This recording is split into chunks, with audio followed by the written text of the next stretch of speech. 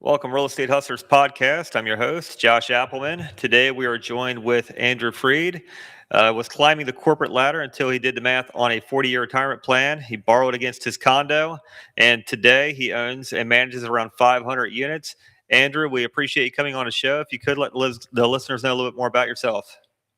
Absolutely, and thank you for having me. So my journey starts back, growing up. I was sold the American dream: get a good education, get a good job, get a fancy six-figure salary, get a condo in the city. Like I did it all, right? And by the end of my 30s, I felt empty. I felt like I had so much more potential to give. I felt like I was going down the wrong path. And ultimately, I could not see myself doing this for 30 to 40 more years. And I found this beautiful book called Rich Dad Poor Dad. Opened my eyes to the power of financial freedom. And at that point, I realized that, there was a path outside of the rat race for working for 30, 40 more years to, living the dream life that you wanted to live. And real estate was that path. So at that point, I decided real estate was the way. He locked my one bedroom condo for around $200,000. And I utilized that to start buying real estate. I started house hacking some multifamilies, owner occupying some 3 or 4 units. Did that a couple of times, partnered on a couple commercial units, figured out how to syndicate, how to joint venture, how to raise capital. And about 5 years later, I'm up to about 500 rental units. All right, very cool. So let's go back to the very first deal. How you Sure. found it, the size, because the first deal is everything. That's experience, and that Mm, builds confidence. totally. Yeah. So my first deal was just a 3 unit in Worcester, Massachusetts. I didn't know what I was doing. So I found great like rocket and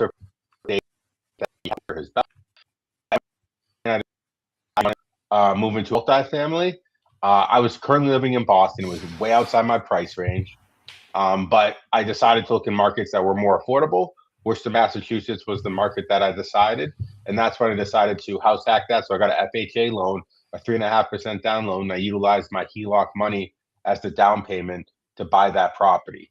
It was a 3 unit in Worcester, Massachusetts for around $560,000. Two of the units were vacant. I was going to live in the third. And once those units were rented out, it'd bring around 3,200 in revenue, and the mortgage was 3,200. So it made sense for me, and I kind of moved forward, and it's history from there. It was 3,200 with the other two units leased up, and then you're basically living for free, and your mortgage is getting paid down by the other two tenants. That's exactly correct. And then when I move out, that third tenant would be my cash flowing unit, right? So each unit brought around $1,600 at that time. Now I think rent's gone up to around 2,200 or so for that unit. And then, of course, for the listeners, any units under 4 units is considered residential still, not commercial. So now you can utilize your 3.5% down payment. That's how you got qualified was it Fannie Small, or it was actually FHA, where you can get your Yeah, 3.5%. Yeah. Yeah, it was an FHA loan. They also have other loans out there, like a 5% down conventional loan that you can utilize. They even have 0% down first-time home buyer loans. VA loans, if you're a veteran, you can get into a house hack, a 3 unit or 4 unit with 0% down as well. So there's many owner-occupied units. My first house hack was an FHA, and then from there I started utilizing 5% down conventional loans for my house hack because typically you max out. You can only have one FHA at a time. There's some rules around that, but typically that's the case. And the only thing with that is you can't close in an LLC. It's got to be tied to you personally. So there's some caveats to it. That's exactly correct. Yes. But what Okay. I will say is I live in Massachusetts, and owning an LLC in Massachusetts is very expensive. You're talking $500 annual fee. You're talking, $2,000 a month, annual fee to do your taxes. So it can get very expensive. So a lot of times for your first or second property, I just recommend doing it in your personal name. And if you are worried about liability, then you can simply get an umbrella policy on top of that. Got it. Very cool. So you've got your first deal. You're living in there, and then Mhm. first deal propels you to the second deal because it's working out. What does your second Yep. deal look like? So I bought 150 Ingleside Avenue, and while I was just working, I was actually working from home at the time. It was right during COVID. My neighbor comes knocking on the door, and they were interested in selling 150 Ingleside Avenue, the 3 unit right across the road. I think he wanted around $450,000 for it. The current revenue equaled around $4,500. It hit the 1% rule. It made sense to me. And at that point, I still had about $150,000 on my line of credit. So, I thought, I might as well utilize this to buy my next property. So I bought that with a 20% down loan with my HELOC money. Got it. And it's that's a HELOC, so it's not technically, because a lot of banks want to see your line of credit get paid, like balance paid in full at least within 12 months, and then you can utilize it again. But a HELOC, you can basically just pay on it for the life of the loan. Is that right? That's exactly correct. And typically, when banks take that into account, they look at the max monthly payment. And the magical thing about HELOCs is they're typically interest only for their first 10 years, right? So when the bank's taking that payment into account, they're only taking the interest payment into account and not the principal, allowing you to leverage it that much farther to utilize for down payments on properties. Good deal. Awesome. So you're into multifamily residential. What made you want to get into a larger multifamily, into the commercial side? So I'm still in multifamily. I just went from to 5+ units, the commercial side, as you mentioned. I think it all came down to the fact that, like, at a certain point, you get maxed out on your debt service coverage ratio globally. And I was at that case. I had probably 3, 4, 5 properties in my personal name. At that point, I scaled so quickly that the revenue behind it didn't scale as quickly with me. It didn't show my tax returns. It takes a couple years to do that. So as time went on, I looked weaker and weaker and weaker to lenders. But the magical thing about commercial property is they don't give you the loan based off you. A lot of times they give you the loan based off the cash flow of the property, right?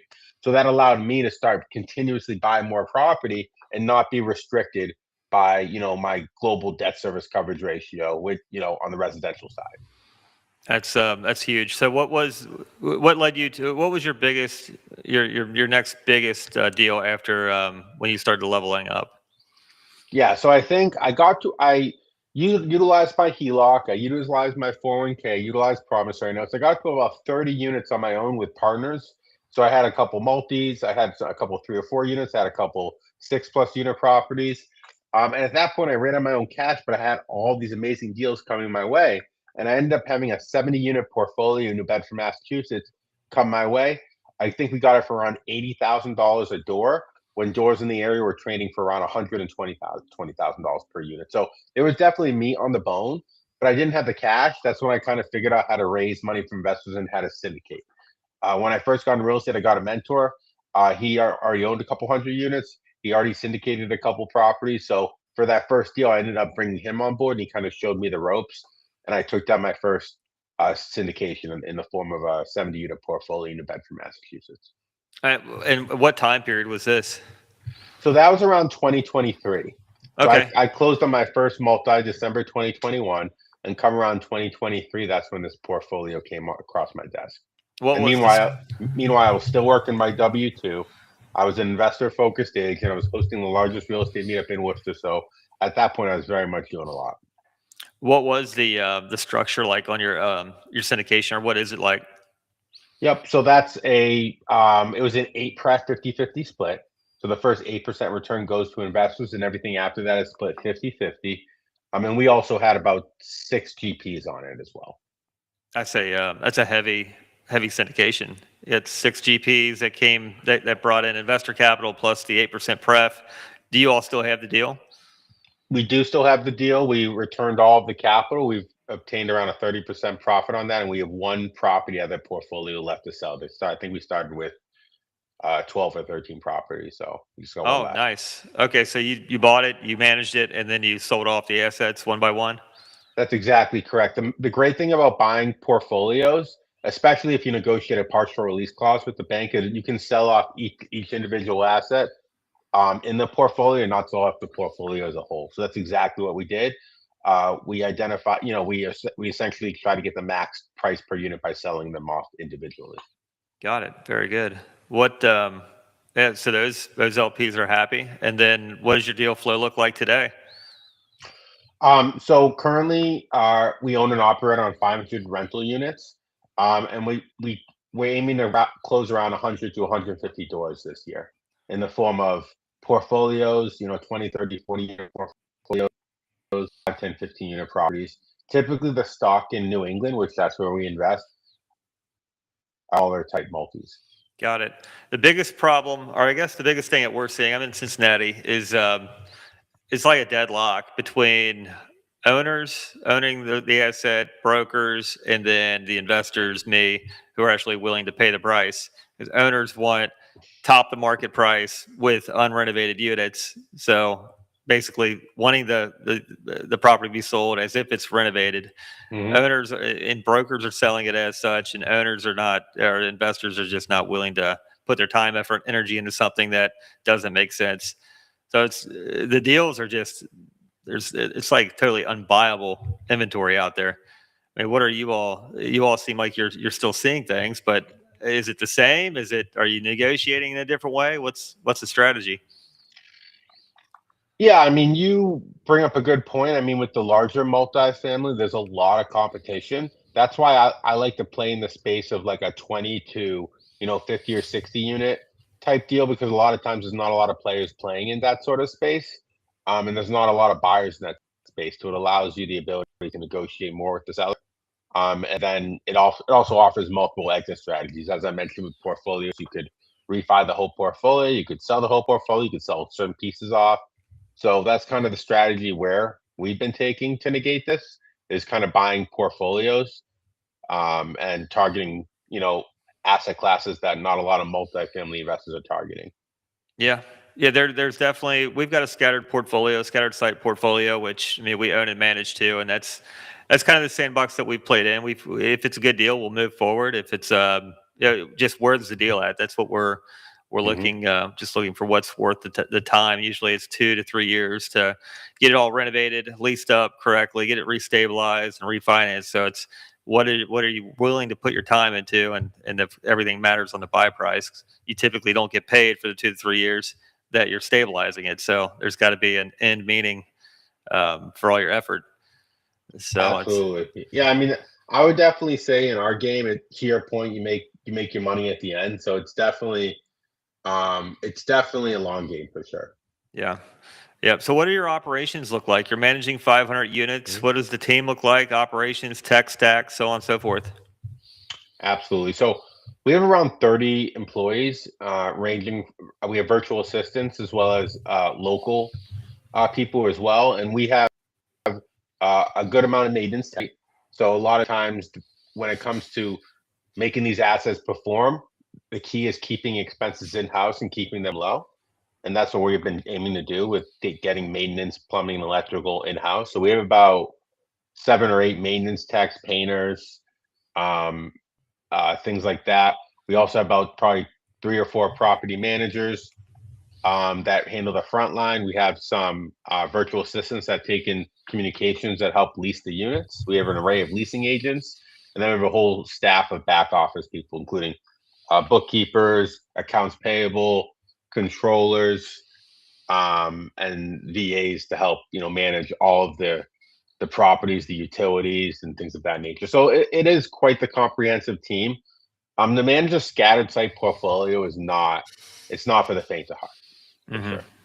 Yeah, yeah. There's a lot of different ways to fail. Grass getting cut over here. The different utilities, different tenants, making sure Yeah, everything's.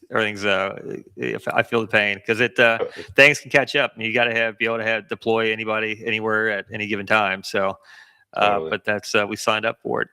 Yeah. Um, And that's why you must use Appfolio for our yeah, property management software, and you can do a lot of functionality in there. We use Trello for our project management to keep all of our team aligned on the priorities. Um, we use Google Drive for a lot of our stored data storage, and obviously we use a ton of AI like ChatGPT and Claude as well. Um, that's, I mean, that's for the most part does probably 80% of a lot of our tech stack. yeah, and that's good enough. I mean, that's institutional tech stack on its own. We use Slack for internal communications with Yeah, across the team members. Very familiar with Trello. And Appfolio, you can certainly set it up for automations and Claude co-work. I mean, that's it can do many jobs on its own. Just got to yeah, go through the brain damage of getting it set up and all the iterations. yeah. Um, so very cool. What does your operation look like moving forward? What are the goals? The goals is to add probably 100 to 150 units this year, maybe 200 units next year.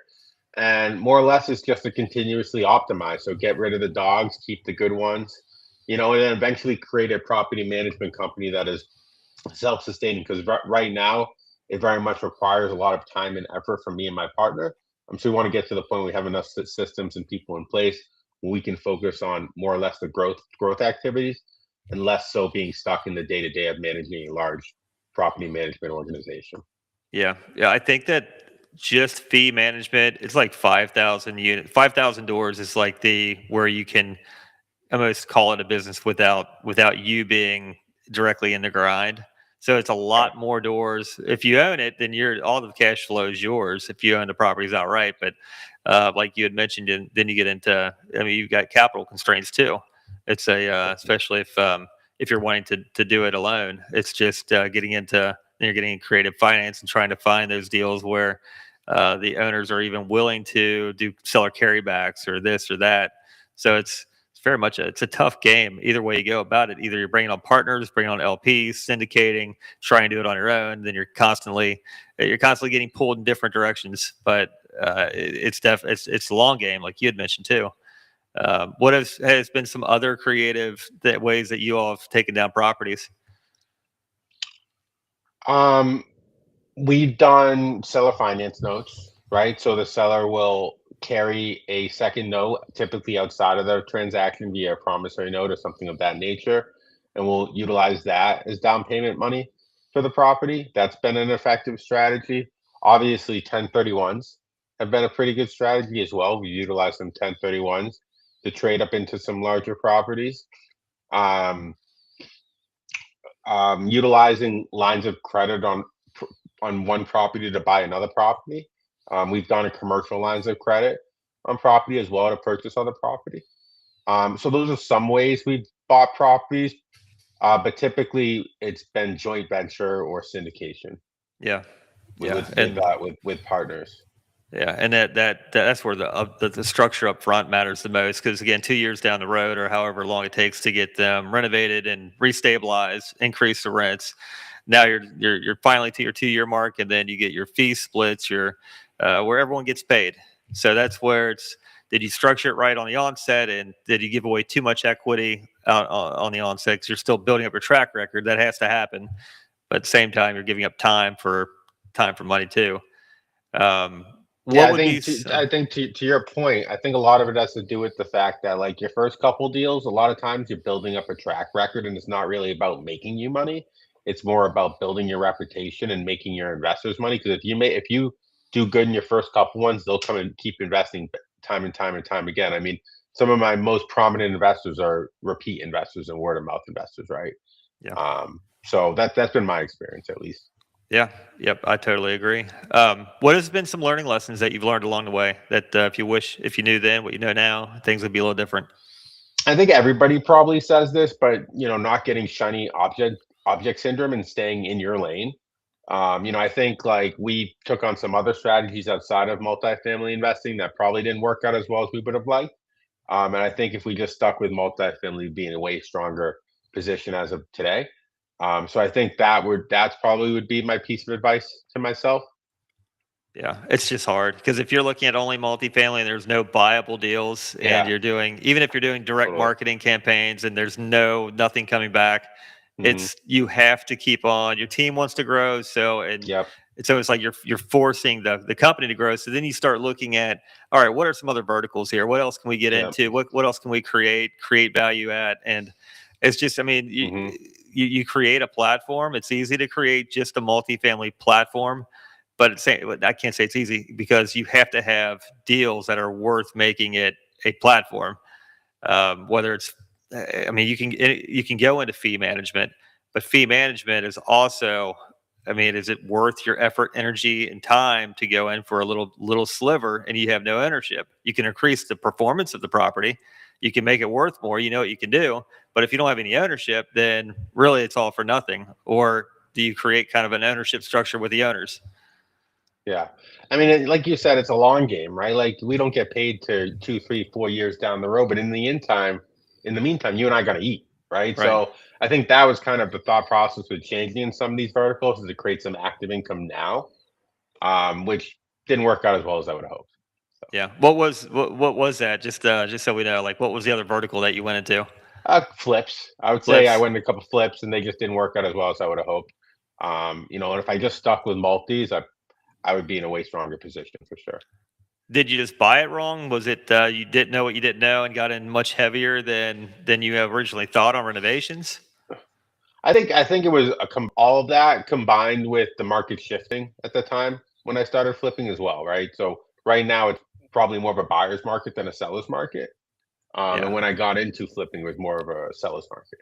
Yeah, because we bought small deals, renovated them, and just leased them up. Whether it's single family houses, duplexes, quads. I mean, truly never really sold anything, but it was kind Yeah, of I same. think we got into singles and condos. If we stuck with multis, to your point, there's multiple exit strategies, right?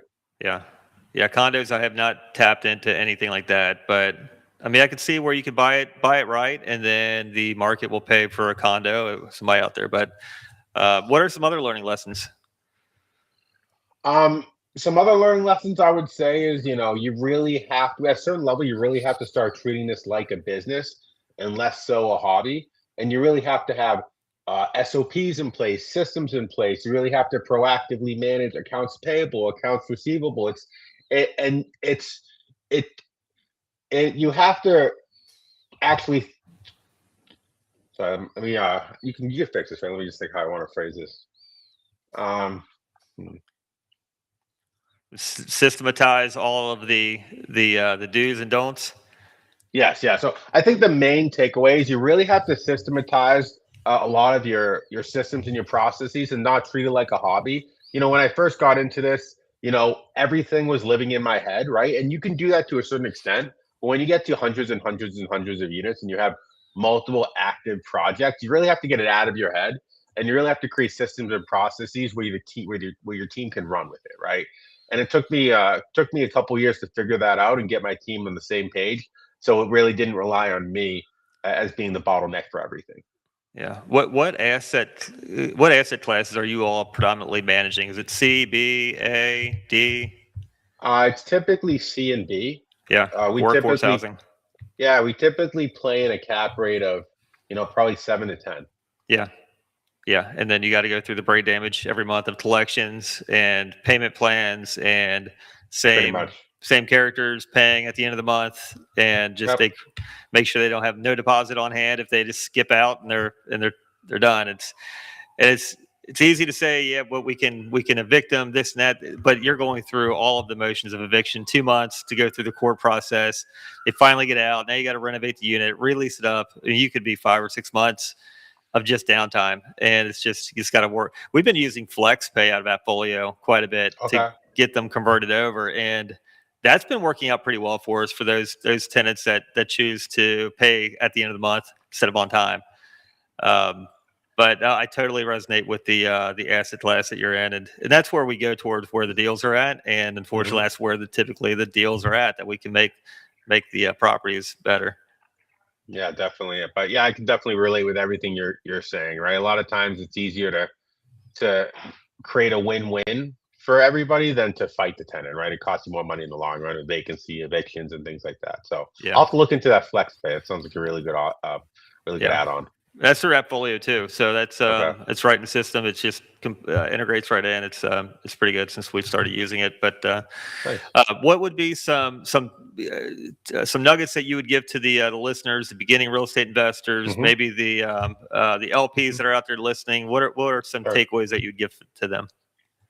I would definitely say that, the power's in the debt, right? The most important line item on every real estate deal is the debt. It's the most expensive line item. So organizing that correctly upfront with the project is incredibly important, right? And what I mean by that is, making sure the term of the loan is long enough to support the stabilization plan and maybe have it a couple extra years just in case if things don't go according to plan. Ensure that there's construction money in there to get you over humps, to ensure there's interest only periods. Making sure the debt aligns with the business plan, I think, is incredibly important. And I think a lot of people got in that scenario where they signed up for these multifamily assets where there was a deep value add plan, and the debt was only a couple years long, right? So I think understanding that up front would probably save you a lot of heartache. Yeah. Yeah, and you're right. Every debt has a purpose, whether it's bridge or long term. Just matching that up with the business Hmm. plan. You don't want to put long term debt on something that you're doing a value add strategy on. So it's just learning the ropes, and then of course getting a mentor like you had gotten. A lot of people do get, so you don't have to learn the hard way. Very cool. If Exactly. somebody wants to reach out to you, learn more about yourself, learn more about your company, possibly invest with you guys, how can they get a hold of you? So they can find me on Instagram and LinkedIn and Andrew Freed, um, or Investor Freed on Instagram. Definitely feel free to reach out. That I'm always happy to connect with other investors and talk about the power of real estate investing. It's really helped me achieve a lot of my dreams, and I'm confident can help other people do it as well. Cool. Awesome. Andrew, definitely appreciate your time. Look forward to following you.